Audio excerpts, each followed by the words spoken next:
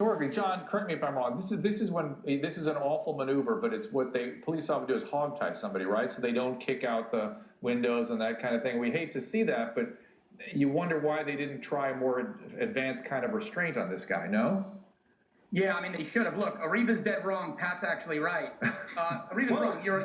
You can tase a handcuffed suspect if they're as violent. John. Read the book. It's not. Ariba, you're wrong. If they're Read violent the and book, physically resistant, Ariba, I spoke to their department today. You're dead wrong.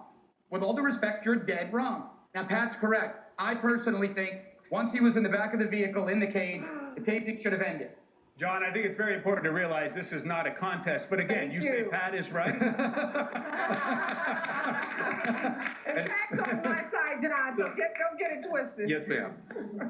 I want to just address John myself. He said that, they have to investigate this in the police department. They could take him to the hospital, give him sedation, have him restrained, and then take him later. I think that's what they were doing. They were taking first to the appropriate. Everything was good up until the point you charged. He said cocaine, and then they hauled him off. But besides that, it seems today there are too many police who basically seem to be criminals who decided to do their business legally behind a badge. Well, again, we're standing in judgment. Cheryl, help straighten that out. I mean, I don't want to sit as judge and jury of the police. Well, you know, when I talk, I never speak about all, right? So I'm not referring to all officers, but clearly, I don't believe that this was the first time these officers acted that way. You don't start off tasing someone 70 times, right?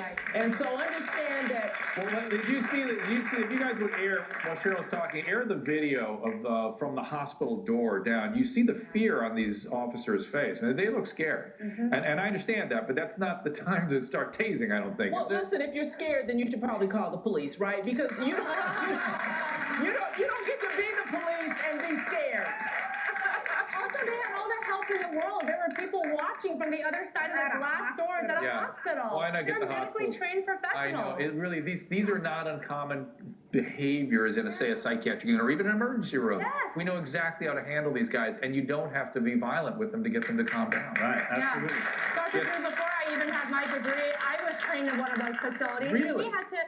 We had to learn how to restrain them safely, and you never attempt a restraint by yourself. It always has to be at least two people, and there's ways that you de-escalate them. It's and not I that wasn't hard. trained then. I was just a kid. Well, and not only that, right, and I've worked for many years at a psychiatric hospital. We trained lots of people to do this, and we considered it an abject failure when we had to restrain somebody with leather, and we rarely had to do that. Yes, sir. Well, until you address the system that it's based on, then a lot of this stuff is going to keep on happening. What do you mean? Hang on a second. Hold on. Don't applaud this yet. We don't know what he's talking about yet. What do you mean? Well, the system of white supremacy, pretty much. Well, I hate to go there with this because I mean, this is 3 years in, and it's always happening, and it's always us that's getting the front end of it. Ariba? Well, I think what you're talking about is the disparities in the criminal justice system and how African-American men in particular are treated. And we've seen this played out over and over again on these high-profile cases.